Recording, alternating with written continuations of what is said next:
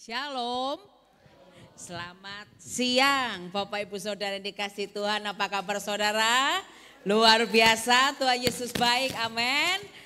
Semua siap untuk diberkati dengan firman Tuhan? Hari ini kita akan masuk di dalam sesi yang ketiga.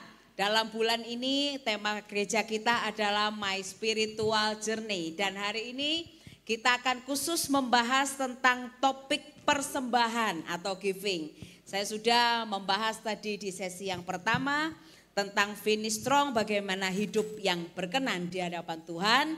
Di sesi yang kedua tadi saya sudah berbicara soal gift of giving. Kalau saudara kepingin tahu bisa buka YouTube, bisa dengar. Dan sesi yang ketiga ini kita akan membahas tentang diberkati di musim kering. Nah, kita akan belajar dan kita akan buka rahasia firman Tuhan. Bagaimana kita bisa belajar dari seorang hamba Tuhan yang bernama Ishak. Seperti nama Bapak Gembala Saudara, Pastor Ishak, itu artinya tersenyum, tertawa. Makanya Pastor Ishak suka tersenyum, suka tertawa, badai apapun yang dihadapi, kesusahan apapun yang dihadapi, saya belum pernah lihat Pastor Ishak mencucu. Selalu ketawa, selalu sukacita, walaupun ya saya tahu sebagai hamba Tuhan, dengan beban sebuah pelayanan tidak mudah saudara. Tetapi puji Tuhan, gembala kita menghidupi firman Tuhan sesuai dengan namanya, selalu ada sukacita di musim apapun tetap tertawa bersama dengan Tuhan. Amin. Dan saya percaya buat kita siang hari ini juga ada sebuah pewahyuan yang Tuhan berikan. Bagaimana supaya di musim kering ini, di masa-masa yang susah, masa-masa yang sulit saudara. Tadi saya sudah katakan di ibadah yang kedua, bahwa kalau saya ditanya, Bu, hari-hari ini jadwal konseling yang paling banyak urusan apa? Urusan duit. Benar saudara, kalau beberapa waktu yang lalu konseling soal jodoh, konseling soal rumah tangga, konseling soal pergumulan pribadi dan lain sebagainya, dalam berbagai topik banyak. Tapi hari ini topik yang paling relevan, yang paling banyak sampai saya bilang ratingnya paling tinggi, itu konseling soal duit. Kenapa? Karena ini musim kering, bukan hanya untuk seseorang, tapi untuk semua orang. Betul? Musim kering, masa yang susah, banyak perusahaan tutup. Saudara kalau jalan ke mall, coba lihat. Usaha-usaha yang beberapa waktu lalu mungkin terkenal, mungkin rame, sekarang sudah nggak ada, sudah tutup. Ada yang tutup permanen, ada yang tutup pindah ke tempat yang lebih kecil, banyak toko sepi, banyak pengusaha mengeluh, jualan apa aja susah. Hari ini saudara dan saya benar-benar ada di musim yang kering, musim yang sangat susah. Tapi kita bersyukur kita punya Tuhan yang menjadi gembala kita, yang pelihara hidup kita. Amin. Tuhan kita tidak pernah meninggalkan hidup kita. Di musim apapun dalam kehidupan kita, Dia adalah Tuhan yang setia, Tuhan yang selalu ada bersama kita. Dan hari ini kita akan belajar dari seorang hamba Tuhan yang bernama Ishak. Buka firman Tuhan Kejadian 26, kita baca mulai ayat yang pertama sampai dengan yang ke-8. Setelah itu kita loncat di ayat yang ke-12 dan ke-13. Kita akan membaca secara bergantian, saya akan membaca ayat yang kedua, silakan ayat yang pertama, silakan Bapak Ibu Saudara ayat yang kedua, kita gantian terus sampai dengan ayat yang ke-8, terus kita loncat di dalam ayat yang ke-12 dan 13. Firman Tuhan berkata demikian, maka timbullah kelaparan di negeri itu, ini bukan kelaparan yang pertama. Ya, jadi musim kering yang sangat panjang, masa susah yang sangat susah yang cukup panjang, sehingga Alkitab itu berkata ini bukan kelaparan yang pertama yang telah terjadi di zaman Abraham. Sebab itu Ishak pergi ke Gerar kepada Abimelek, raja orang Filistin. Saking keringnya, saking ngerinya, saking susahnya, Ishak ini pindah saudara. Silakan ayat 2.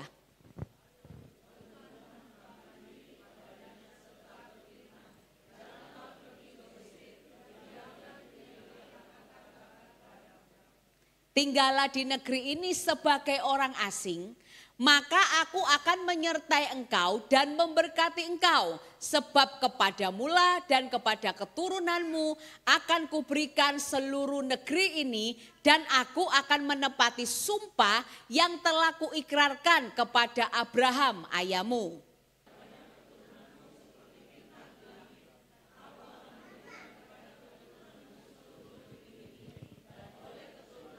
Mendengarkan firmanku dan memelihara segala kewajibannya kepadaku. Oke. Sebab ia takut mengatakan ia istriku, karena pikirnya jangan-jangan aku dibunuh oleh penduduk tempat ini karena Ribka sebab elok parasnya. 8.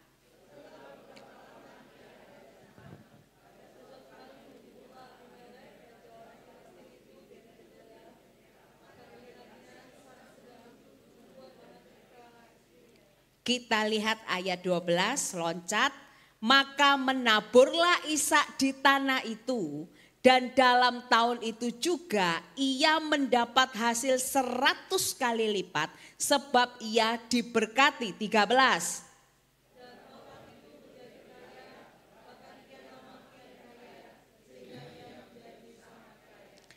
Kalau saudara baca ayat yang 13 ini seneng ya? Betul ya? Happy ya? Ia menjadi kaya, kian lama, kian kaya, sehingga ia menjadi sangat kaya. Nah sekarang supaya saudara semakin happy, coba ganti kata orang itu dan ia ganti dengan saya. Nah jadi kalau kita baca firman, kalau kita ini dengerin firman, kalau kita itu belajar akan apa yang kebenaran Tuhan, coba divisualisasi. Jadi jangan cuman saudara sekedar baca, tapi dirasakan, diresapi seperti orang memama bia, kayak sapi itu mama bia begitu ya toh, supaya firman ini benar-benar masuk. Karena firman ini buat kita, amin. Firman ini bukan buat orang lain, firman ini buat kita. Nah sekarang saudara ganti kata orang itu dan kata ia jadi kata saya. Siap? Oke, 2, 3. Dan saya menjadi kaya. Bahkan kian lama, kian kaya, sehingga saya menjadi sangat kaya. Kok gak mantap ngomongnya? Anda ragu toh jadi orang kaya. Anda gak percaya kok kaya di dalam Tuhan. Amin. Berkati dirimu sendiri.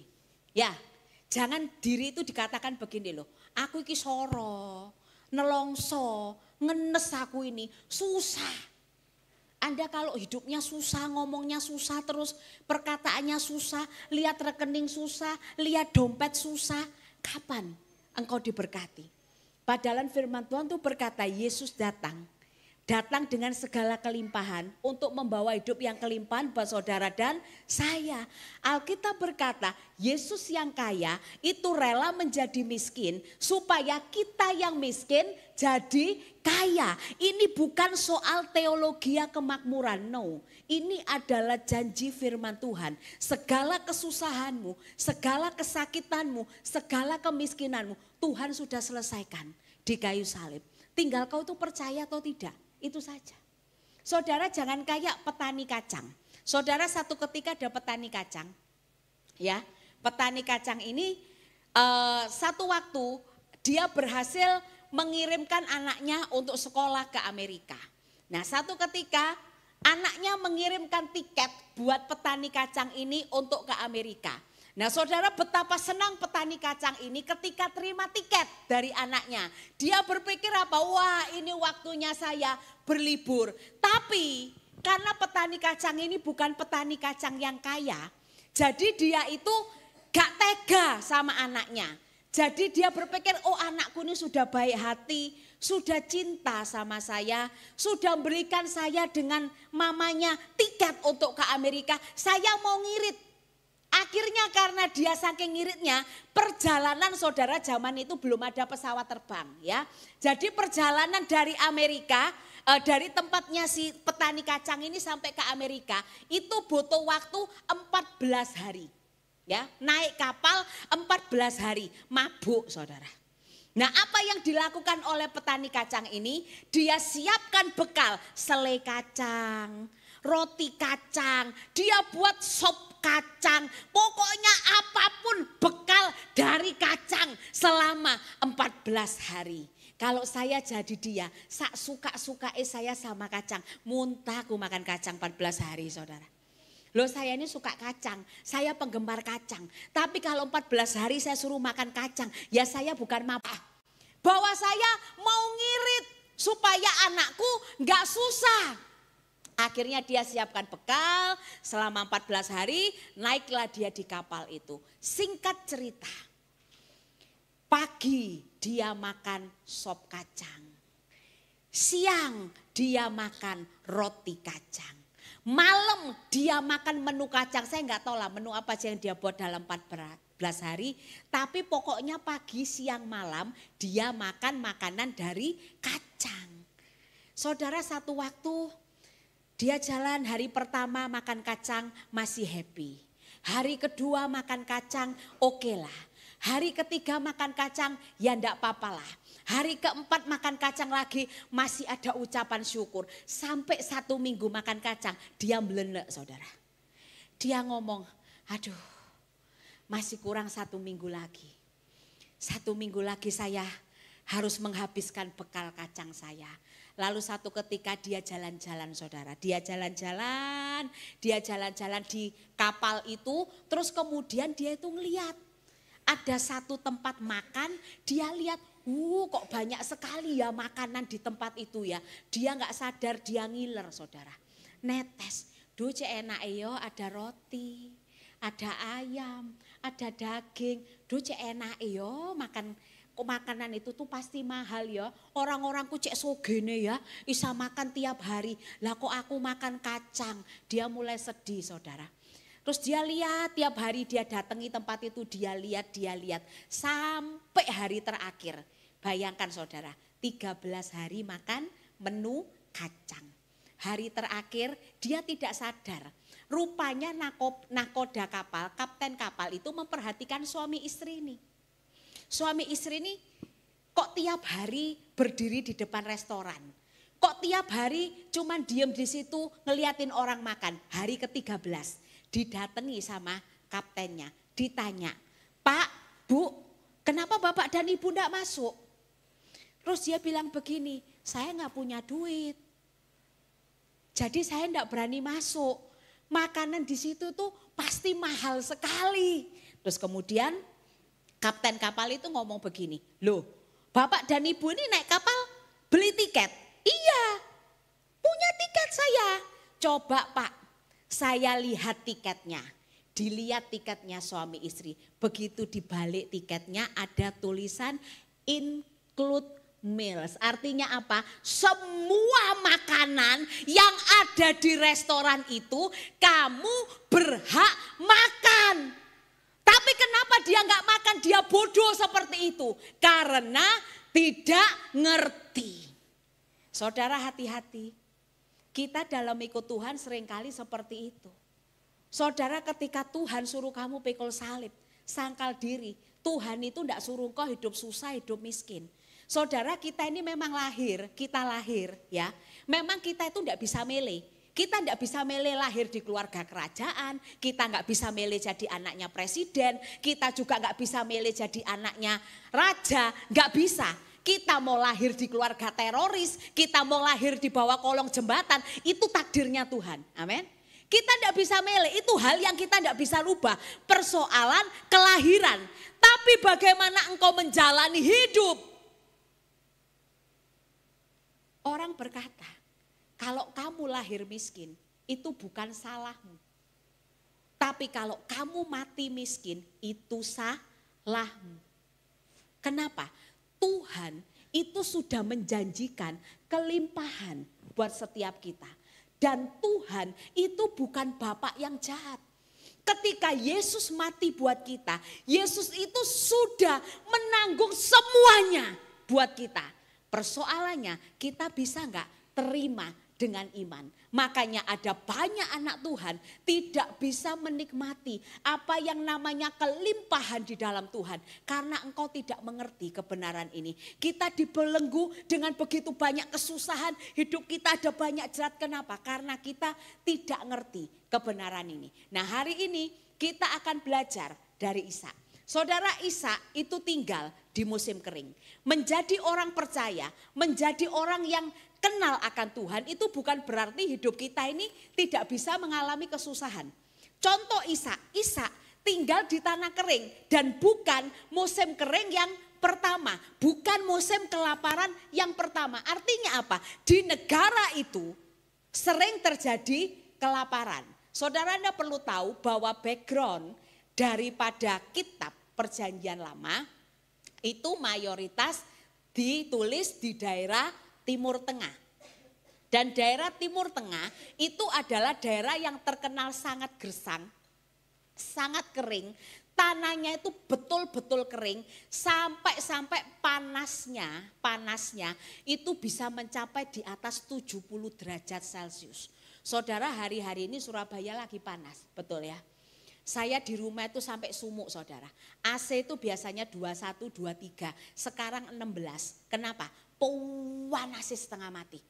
Kalau saya keluar dari kamar, ya kamar saya itu di atas lantai 2, saudara. Di depan kamar saya itu tempat jemuran. Jadi langsung dibuka. Jadi yang di depan tuh karena ada pintunya dibuka, itu hawa dari luar itu masuk ke dalam. Saya kalau keluar dari kamar, waduh, kena hawanya tuh sudah panas. Gak betah saya, saudara. Jadi saya betah di dalam kamar yang relatif dingin. Nah, Anda bayarkan di Timur Tengah. Kalau Anda pergi ke Israel, kapan tarif tur yang paling murah? Di bulan Agustus. Kenapa di bulan Agustus? Bulan Agustus itu musim panas. Untung saya ke Israel itu bulan Desember, saudara ya, musim dingin. Waktu musim panas, harga tur di Israel itu, jadi kalau Anda mau paket hemat, tak ajari, pergi bulan Agustus. Tapi selamat membayar harga, kamu kepanasan. Kan ada harga, ada barang. Jadi kalau kepingin panas-panas, pergi Israel bulan Agustus. Itu panasnya bisa sampai 70 derajat Celcius. Sampai dibilang kalau ada bis lewat, itu bis di jalanan, disiram sama air, itu langsung apa? Berasap. Saking apa? Saking panasnya. Dan Ishak itu tinggal di tempat yang seperti itu. Karena panasnya yang luar biasa, maka yang namanya gagal panen itu sering terjadi. Karena gagal panen, maka yang terjadi adalah kelaparan. Nah, ketika orang-orang itu kelaparan, pertanyaan saya, Ishak kena imbasnya enggak? Yo kena. Wong buktinya dia mau pindah gitu loh. Tapi lihatan, Ishak ini orang yang taat. Tuhan berkata, tinggal di Gerar, jangan pergi ke Mesir. Di tempat ini aku akan memberkati engkau. Saudara dengar, ketaatan itu selalu menjadi kunci mujizat terjadi dalam hidupmu.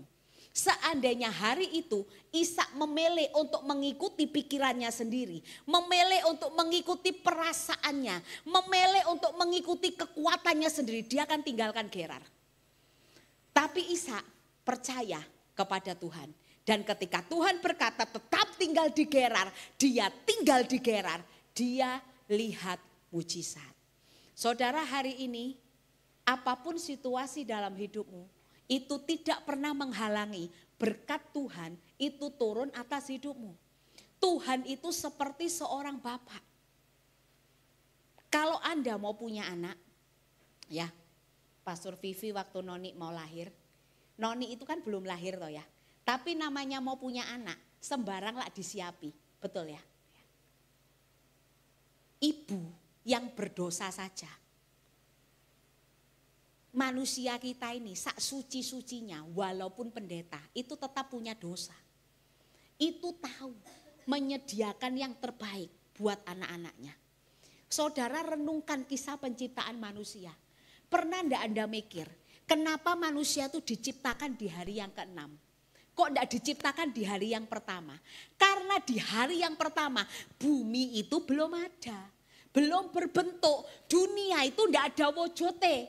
Belum ada tumbuhan, belum ada binatang, belum ada lautan, belum ada benda penerang. Kalau seandainya manusia diciptakan di hari yang pertama, wah ngeri. Tapi Tuhan itu saking cintanya sama manusia. Dia diciptakan di hari yang terakhir, di mana segala sesuatunya Tuhan sudah siapkan buat manusia. Baru setelah semuanya siap, Tuhan itu ciptakan manusia. Dan kisah penciptaan manusia itu unik. Tidak seperti Tuhan ciptakan hewan. Ketika Tuhan ciptakan sapi, Tuhan bilang jadilah sapi. Ketika Tuhan ciptakan kucing, jadilah kucing. Tapi ketika Tuhan ciptakan Anda dan saya manusia, Tuhan bentuk engkau dengan tangannya sendiri. Dan Tuhan hembuskan nafas. Saudara, kalau dari mulai awal penciptaanmu saja, Tuhan itu begitu menspesialkan saudara. Masakan hari ini kalau engkau susah, Tuhan tidak tolong. Masakan kalau hari ini engkau menderita, Tuhan tidak bela hidupmu. Dan ketika manusia yang pertama jatuh dalam dosa, diusir dari Eden. Tapi lihat, bukan Adam yang cari Tuhan, tapi Tuhan yang cari Adam. Kalau Yesus saja suruh mati buat kita, Dia berikan nyawanya. Masa hari ini karena doamu belum dijawab, engkau merasa Tuhan tidak cinta sama kita. Tapi jangan-jangan kita ini loh yang salah paham sama Tuhan. Kita ini loh yang gagal paham sama Tuhan. Kita tidak melakukan apa yang menjadi bagian kita. Sehingga hidup kita ini kayak langit tembaga. Ada kesusahan yang memang diizinkan Tuhan. Tapi ada kesusahan yang karena salah kita. Nah hari ini kita akan belajar dari Ishak. Ishak ini ngalami kesusahan bukan salahnya. Tapi dia terimbas dari masa kering. Nah orang bilang kalau Anda mau sukses belajar dari orang sukses. Ishak ini sukses saudara. Dia bukan hanya sukses dalam arti bisa hidup, cuman bertahan hidup. Tapi orang ini Alkitab katakan kian hari kian kaya. Saya Ishak diberkati 100 kali lipat ganda. Saudara saya tidak tahu berapa lama Ishak ini melakukan bagiannya menabur. Tapi yang pasti Ishak diberkati, itu valid, itu absolut. Dan keadaan yang Ishak alami itu tidak pernah menghalangi berkat Tuhan turun atasnya. Sekarang kita lihat apa yang jadi rahasia Ishak ini bisa menang dan bahkan tetap diberkati. Bukan cuma bertahan hidup tapi benar-benar diberkati di musim kering. Mari lihat yang pertama di dalam ayat yang ke-8. Saudara mari kita baca firman Tuhan ini. Saudara firman Tuhan ini benar-benar pewahyuan ya. Ketika saya baca ini Tuhan singkapkan kebenaran ini kepada kita semua. Mari kita baca ayatnya di ayat yang ke-8. Saudara di sini kita sudah dewasa semua ya, nggak ada yang sekolah minggu kan? Tapi ini bukan ngomong porno saudara, ini benar. Ada sebuah pewahyuan yang Tuhan singkapkan di sini. Ini luar biasa. Mari baca di dalam ayat yang ke-8. Setelah beberapa lama ia ada di sana, pada suatu kali menjenguklah Abimelek, raja orang Filistin dari jendela. Maka dilihatnya Ishak sedang bercumbu-cumbuan dengan Ribka istrinya. Bercumbu-cumbuan itu artinya apa? Bermesraan, berpelukan. Berciuman. Ada ndak orang ciuman itu jaraknya 1 meter saudara? Yo gak iso ciuman, betul toh ya? Saya cipika-cipiki sama Pastor Ishak mepet. Gak mungkin saya di mimbar, Pastor Ishak di depan pintu, Pastor Vivi, kalau Pastor Ishak bukan mukrim. Pastor Vivi di depan pintu.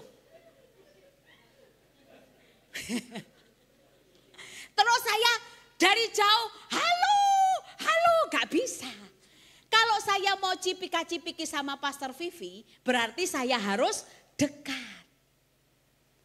Saudara, kenapa ayat ini ditulis? Ini bukan buka rahasia kamar orang, saudara. Abimelek aja yang kepo ngintip. Tapi kenapa ayat ini ditulis?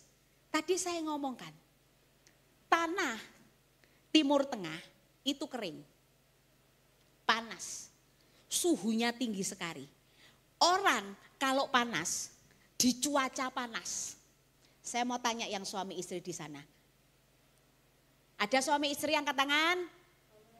Mana suami istri yang datang sama suaminya? Nah ini C, tanya ya C, bongkar sedikit rahasia. C nek lagi sumuk, hawa panas C, 70 derajat. Masih mood bernafsu, bermesraan? Ini normal saudara, mbok sing abnormal, ya toh.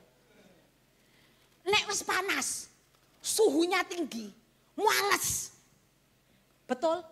Masih sak romantis-romantisnya Romeo and Juliet.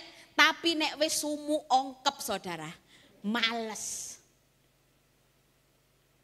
Suruh mepet-mepet, males. Nek iso sing ado-ado gitu ya toh. Pakai baju sing kowor-kowor, kombor-kombor, kaos oblong, dasteran enak. Kenapa? Sumu. Tapi apa yang dilakukan oleh Ishak? Di musim yang panas, ya. Musim yang panas, sangat panas. Halo suami istri di sini, masih jaga kemesraan dengan pasanganmu? Jangan cuman kalau masih pacaran, saya itu gampang saudara. Lihat orang pacaran atau sudah menikah itu gampang. Nek pacaran, iku longgone dempet koyok perangko. Nek iso dipangku gitu, ya toh. Mepet, sampai saya kalau duduk di belakangnya orang lagi pacaran, kate ndelok LCD ku kangelen. Soalnya mepet, dempet. Kalau yang lagi ke kanan, sing wedok melok ke kanan. Kalau yang lagi ke kiri, yang wedok melok ke kiri. Lengket kayak perangko. Kalau jalan di belakangnya orang pacaran, aku juga sampai sungkan saudara. Mesra, tapi mari kawin, bulan pertama mungkin sik dempet. Bulan kedua, 6 bulan pertama kan masih honeymoon ya, Pastor Vivi ya, betul toh. Tapi bulan ke-7 dan seterusnya biasanya gerhana bulan saudara. Gak usah heran, apalagi nek wis nikah 10-20 tahun delok entah. Sing wedok nang ngarep, sing lanang nang mburi. Sing lanang nang lantai 1, sing wedok masih di lantai 1. Gak usah heran itu. Berapa banyak dari kita masih jaga kemesraan dengan keluarga kita. Ishak, ini di musim panas. Ini ayat ditulis gak kengangguran saudara. Gak buka rahasia kamarnya orang ini. Tapi Alkitab itu mau nunjukin ini loh, orang kalau mesra, kalau rukun itu di musim kering, di musim panas pun dia akan tetap mesra. Apa artinya nih buat kita? Kalau engkau kepingin diberkati oleh Tuhan, seperti Ishak di masa kering Anda diberkati, menikmati yang namanya berkat Tuhan yang berkelimpahan. Ini satu rahasianya. Rukun. Buka Mazmur 133. Mazmur 133 ayat yang pertama sampai dengan yang ketiga. Nyanyian Ziarah Daud, sungguh alangkah baiknya dan indahnya apabila saudara-saudara diam bersama dengan rukun. Lihat, ketika diam bersama dengan rukun itu dilakukan, yang terjadi apa? Seperti minyak yang baik. Bukan minyak KW3. Minyak yang baik. Minyak yang bagus.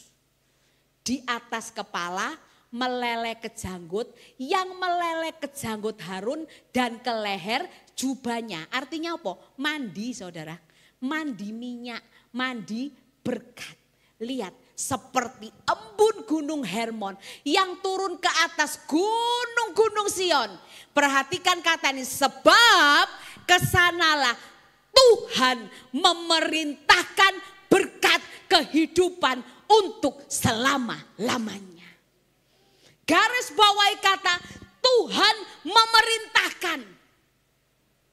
Kalau namanya memerintah itu berarti sengaja disuruh. Bukan Tuhan memberi. Kalau memberi cuman sekedar memberi, tapi di sini pakai kata apa? Tuhan memerintahkan. Kepingin diberkati? Amin. Kepingin nikmati berkat yang unlimited? Amin. Rukun. Lihat ayat selanjutnya, Matius 18 ayat 19.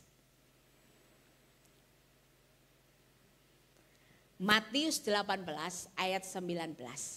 Dan lagi aku berkata kepadamu, jika dua orang daripadamu di dunia ini sepakat.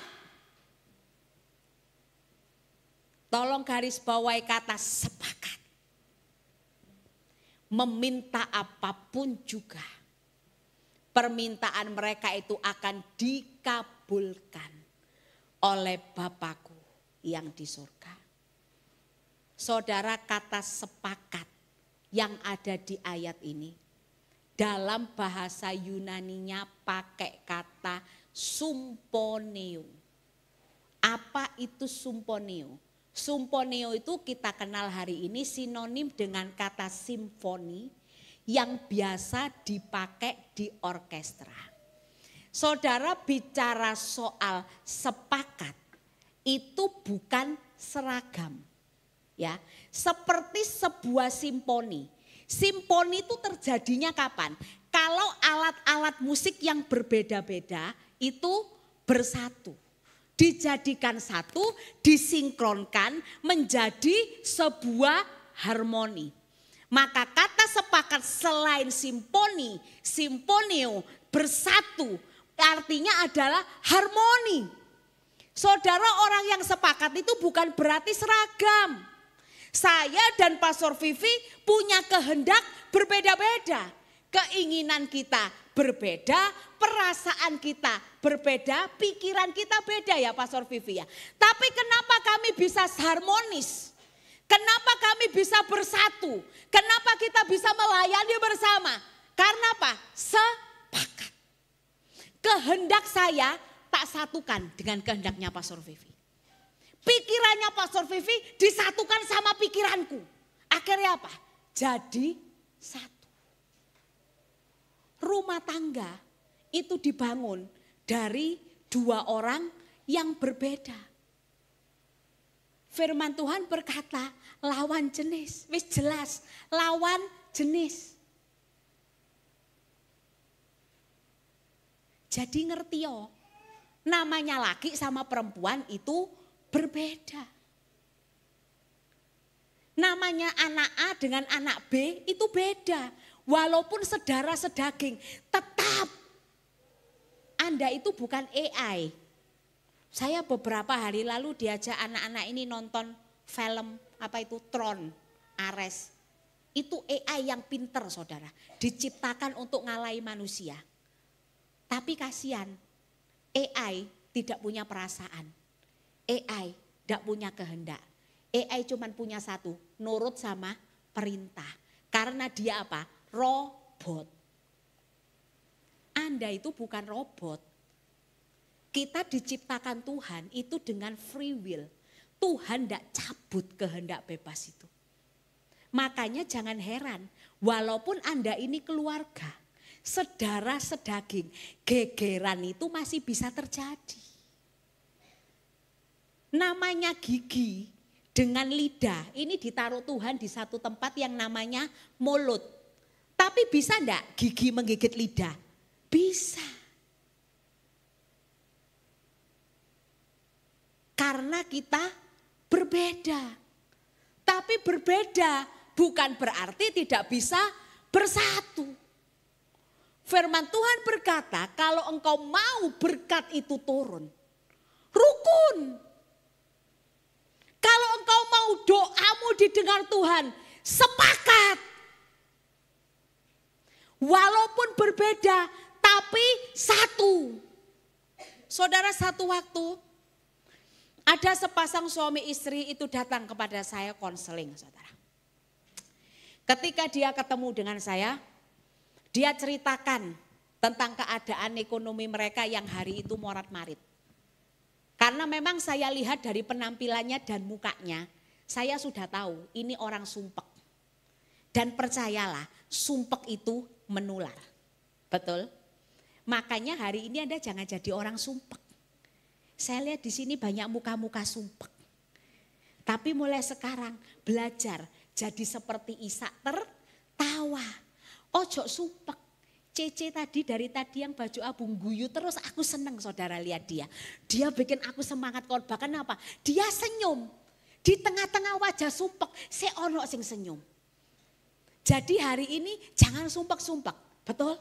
Jangan sumpek-sumpek, senyum aja. Kasih senyum sama kanan kiri. Senyum itu diberkati Tuhan, amin. Jangan Anda menyebarkan kesumpekan. Ayo kasih senyum sama kanan kiri. Kasih senyum yang terindah. Mana tahu di kanan kirimu adalah pangeran idaman hatimu.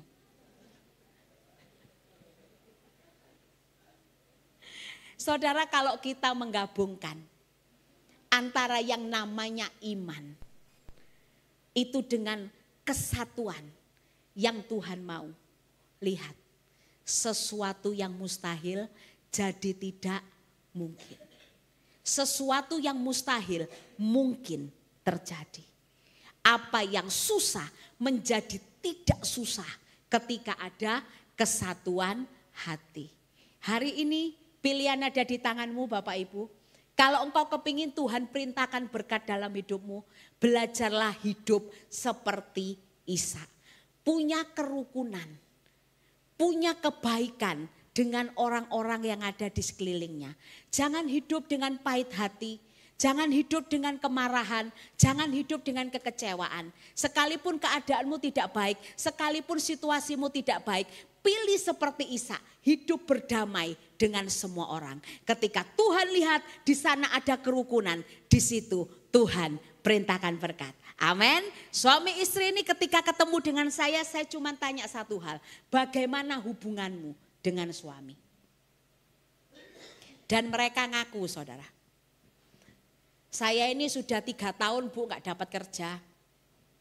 Oke. Terus saya tanya istrinya, kamu ngomel? Iya, Bu. Terus saya tanya suaminya, capek enggak tiap hari diomeli istri? Capek. Terus saya tanya, hasilnya kamu ngomel apa? Suamimu dapat kerja enggak? Enggak. Ekonomimu berubah enggak? Enggak. Saya enggak banyak ngomong. Saya enggak perlu bicara banyak macam tentang iman. Saya cuma bilang, kamu percaya Tuhan? Iya. Jangan ketemu saya lagi sampai kamu berhenti ngomel. Wis itu toh. Jadi saya ngomong, kalau kamu pengen hidupmu diberkati, kalau kamu kepingin hidupmu diubah Tuhan, ini hal sederhana, belajar suami istri hidup rukun. Suami tidak perlu mengintimidasi istri, istri tidak perlu mengintimidasi suami. Daripada Anda saling menyalahkan dan marah-marahan, lakukan firman Tuhan ini, doa. 2 orang sepakat. Tuhan berkata, apapun yang kamu minta dan doakan, Tuhan beri. Hari ini kau rindukan berkat dalam rumah tanggamu, belajar punya kerukunan. Ke-12. Ayat 12 berkata begini. Maka menaburlah Ishak di tanah itu. Tanah itu tanah yang bagaimana? Tanah yang kering atau tanah yang subur? Tanah kering. Dan dalam tahun itu juga ia mendapat hasil 100 kali lipat. Sebab ia diberkati Tuhan. Alkitab ini keren. Dapat hasil 100 kali lipat. Karena apa? Diberkati Tuhan. Rahasia yang kedua yang membuat Ishak diberkati di masa kering. Perhatikan ini. Sebelum Ishak menabur, Dia terlebih dahulu hidup rukun dengan keluarganya. Hidup rukun dengan orang-orang di sekelilingnya. Rahasia yang kedua, dia menabur di masa paceklik. Maka akhirnya dia menuai di saat krisis. Bapak Ibu bicara soal menabur, itu tidak berbicara soal kondisi atau keadaan. Tetapi berbicara soal menabur, itu bicara soal keputusanmu dan imanmu dengan Tuhan. Kalau Anda selalu beralasan karena kondisi, kondisi tidak akan semakin baik sebelum Anda memperbaiki hidupmu. Tetapi ketika engkau berani ambil keputusan menabur, sekalipun kau ada di masa kering, nabur. Sekalipun keadaannya tidak baik, nabur. Bu, kalau enggak ada yang untuk ditabur, kalau Tuhan suruh engkau nabur, Dia yang memberi benih untuk ditabur. Asal dia lihat hatimu sungguh-sungguh bisa dipercaya untuk jadi bendahara kerajaan surga, untuk jadi pengelola yang baik. Dia yang akan mengirimkan dan menyediakan benih untuk engkau tabur. Hari ini Bapak Ibu bagaimana dengan kita? Beranikah engkau menabur? Menabur itu bukan bicara cuma soal uang. Tetapi menabur juga berbicara soal melakukan sebuah kebaikan. Saat engkau disakiti, saat engkau dikecewakan, saat engkau sakit hati, berani enggak nabur sesuatu yang baik? Ishak di tanah kering. Saudara, tanahnya Timur Tengah dengan kondisi yang sangat panas dan sangat kering, itu tidak ada tumbuhan yang bisa hidup. Makanya saya katakan ayat ini ajaib. Tidak ada tumbuhan yang bisa hidup.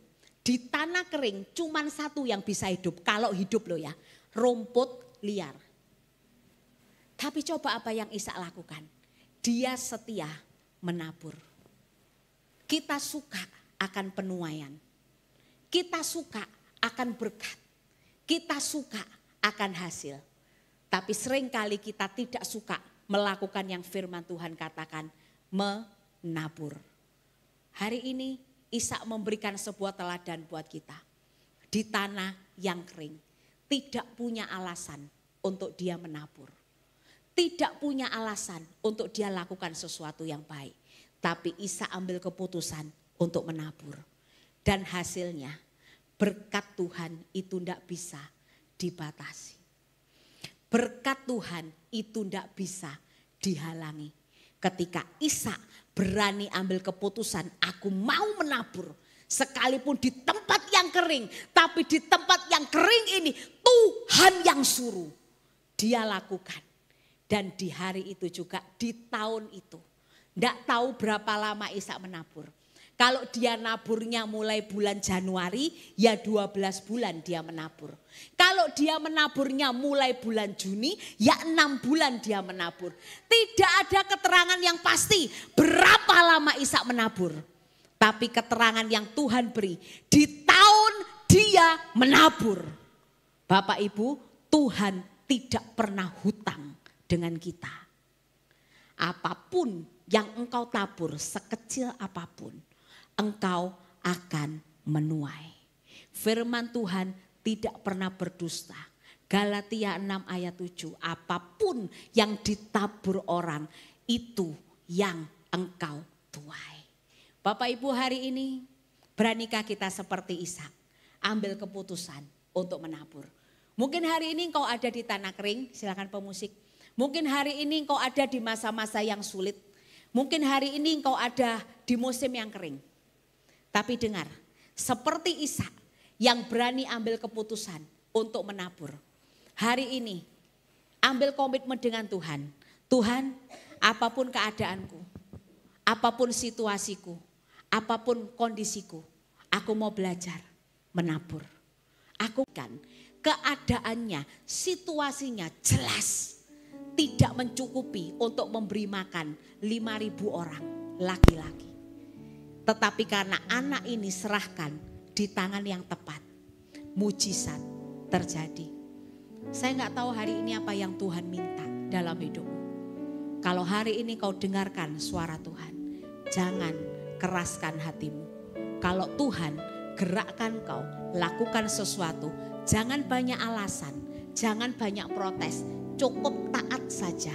Di tanah kering pun Tuhan bisa berkati hidupmu. Amin. Mari kita hampiri Tuhan. Dalam tangan-Mu ku serahkan hidupku. Ku taruh penuh harapku padamu. Kemenanganku hanya ada di dalam janji-Mu. Engkaulah Tuhan pemilik hidup. Sekali lagi katakan, dalam tangan-Mu. Dalam tangan-Mu ku serahkan hidupku. Ku taruh penuh harapku padamu. Kemenanganku hanya ada di dalam janji-Mu. Engkaulah Tuhan pemilik hidupku. Semua yang terjadi dalam hidupku,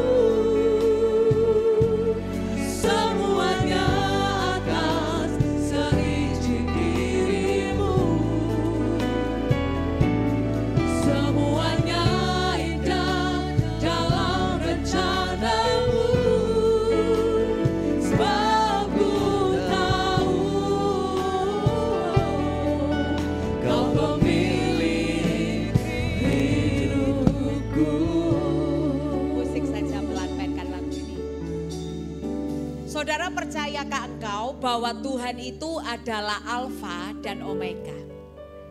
Karena Dia adalah Alfa dan Omega, Dia adalah Tuhan yang awal dan yang akhir. Sejak Tuhan menciptakan engkau dan saya, Dia itu sudah tahu semua kisah hidupmu. Amin.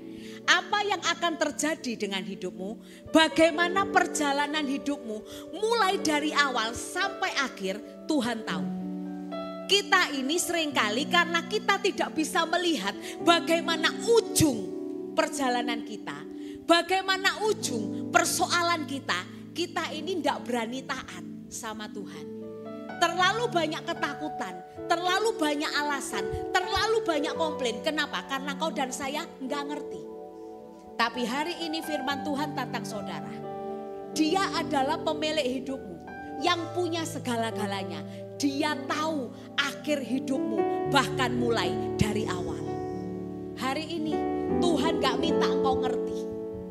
Firman Tuhan itu berkata begini, firman-Mu pelita bagi kakiku, bukan lampu sorot. Makanya kita itu gak pernah dikasih ngerti akhir hidup kita, gak pernah. Karena firman Tuhan itu cuma pelita. Apa artinya pelita? Dia akan pimpin kita. Asal pelita itu kau pegang teguh, Dia akan pimpin hidupmu selangkah demi selangkah. Firman Tuhan bukan lampu sorot.